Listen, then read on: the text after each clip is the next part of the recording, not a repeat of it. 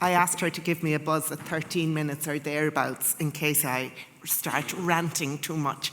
But listen, what's the point of getting invited to talk on a stage if you can't do a small rant? But let me start by congratulating the Wheel, to Vincent and the board, to Ivan and the staff, and to all of those who are in the audience and elsewhere who have slightly greased one of the spokes of the wheel or applied a little bit of oil where it was needed along the way. It's a great achievement, and it has been amazing to see how people have recognised the value of the Wheel over time, from the tiny organisation it was 25 years ago to what it is now. So for all of you who've given your time, and I do particularly in the context of something like this want to recognise, voluntary boards and the volunteers who are here as well in so many ways. So, as I say, I got a title, but an awful lot of it has been said by both Larry and by Derek already, so I won't go back over that space again. And I knew that had happened because I was coming third. So, one of the things Derek did say when he was talking was he spoke about the third sector. And I thought what I would like to do, just because Vincent asked us to take time out at the summit, to take a little bit of time to think along the way, I thought it would be useful if we did spend a little bit of time just talking about or if I spent a bit of time, because you don't get to talk at this stage, you get the questions and answers later, but if I get to talk a little bit about what I see as the sector, because we talk about it. We talk about it the whole time, but I am not one bit sure we understand what it is. And because I think it's important, and because I think there are risks to the sector, I want to just sort of give my impression of what it is and talk about maybe how we need to think about it a little bit more. One of the things that you can be sure of in the community and voluntary sector is that no one has time to think. And nobody has time to really move forward, which is why one would be so jealous of your job, Derek. Like, you're thinking into the future, also jealous of the fact that you can kind of say, look, I'll be nice and I'll give you great ideas, and if you don't like it, I'll send the Auditor General to you. It's kind of just, I mean, one wouldn't like to do it, but if one had to, So I do think, though, that this community and voluntary sector that has grown so much, that so many of us are here, is not something that is as easily decided as the other two sectors. All of us live in the private sector as well. We have our day-to-day lives to get on with. We have our responsibilities, we have our pastimes. Could be coming here to a match or Bruce Springsteen. It could be so many other things. It could be just needing to get on with your own life in whatever way you want to. That's the private sector. The public sector is also well understood.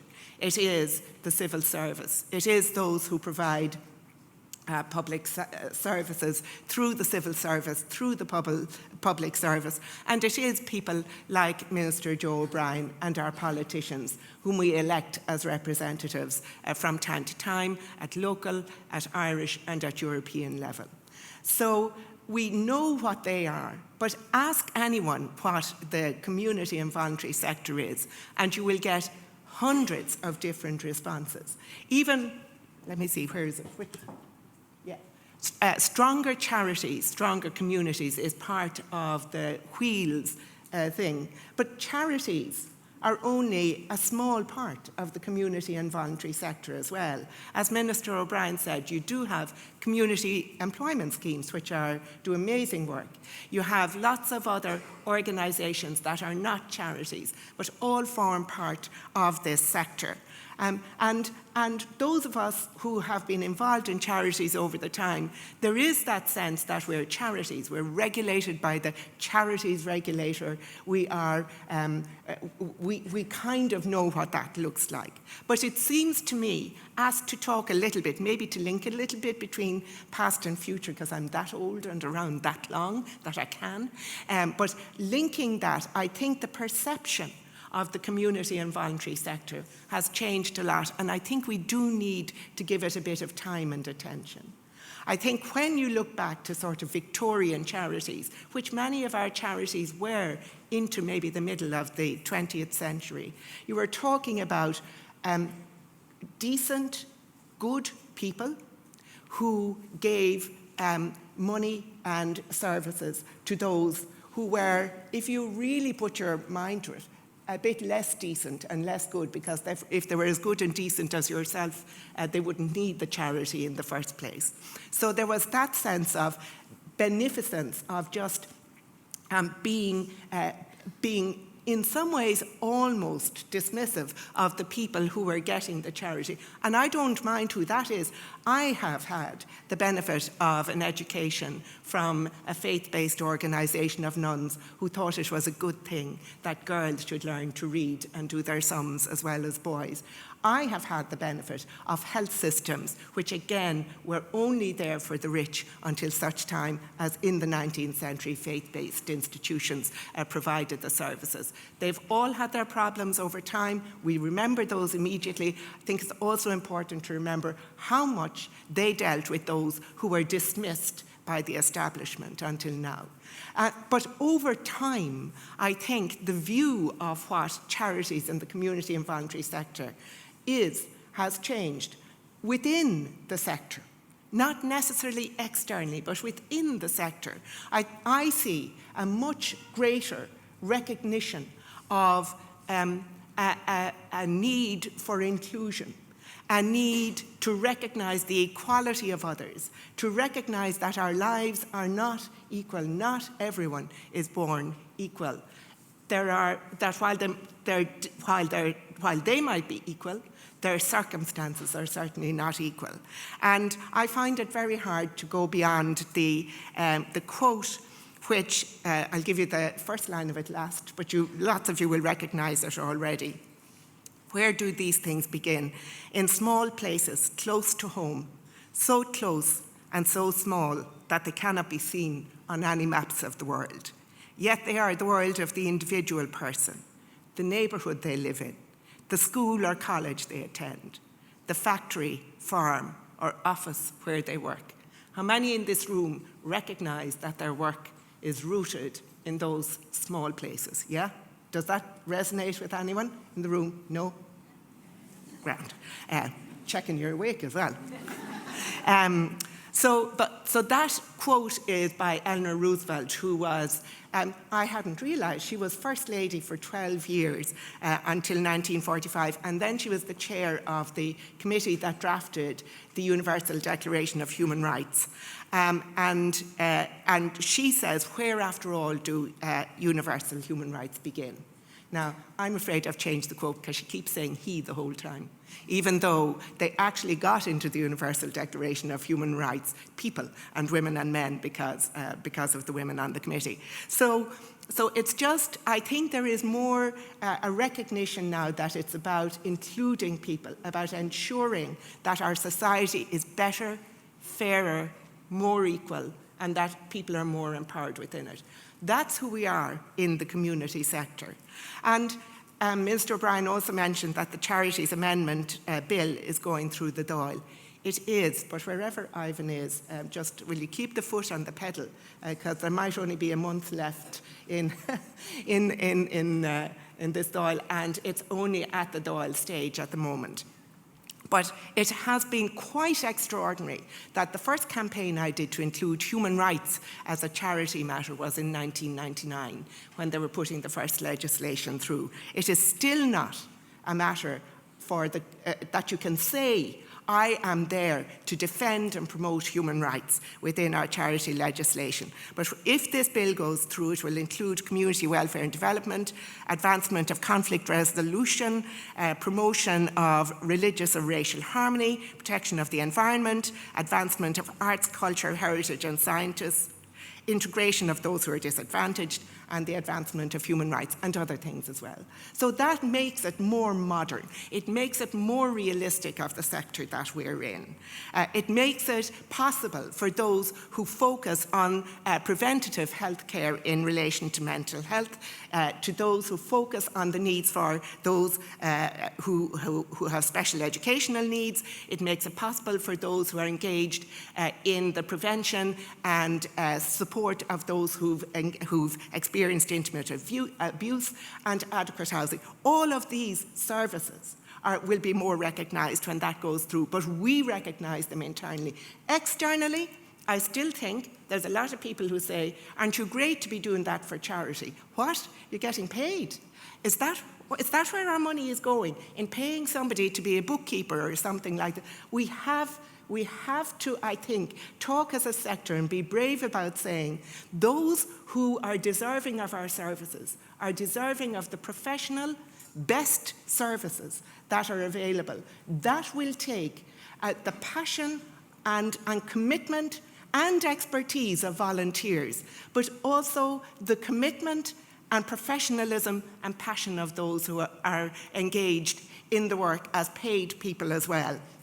And I think we are always that little bit embarrassed to say that we are paid. I have worked as a volunteer in the sector as well as being paid over time. So if we are asked then what... So in some ways, though, all those services are very easily understood. And part of the problem we have, though, is in the area where people don't just deliver the service, but have the temerity to point to the root causes. Larry spoke about how NESC asks the third sector in. I remember sitting in a chair very like this, which I find hard to get out of, those particular chairs. But I remember at another event here, it must be because I'd say this is the only place that has those chairs. But I remember asking a senior civil service, because I was emceeing a session, if you could, as a sector, would you take over all of these services that you can't take on at the moment? Particularly, I was working in the Dublin Rape Crisis Centre at the time, and all those services are outsourced. I see Sarah Benson there as well, so are domestic violence services for the most part.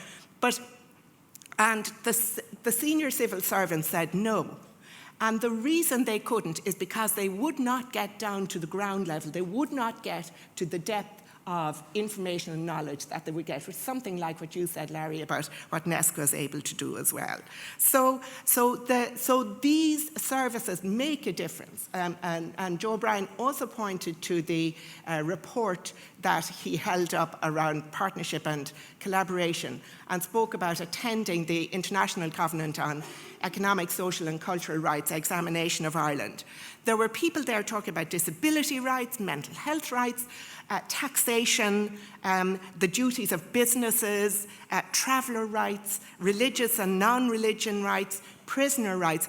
All of these massive areas, government would not be able to do it. Most people in Ireland have links to services. They work in them, as Ivan said at the start. Was it a third of public servants, he said?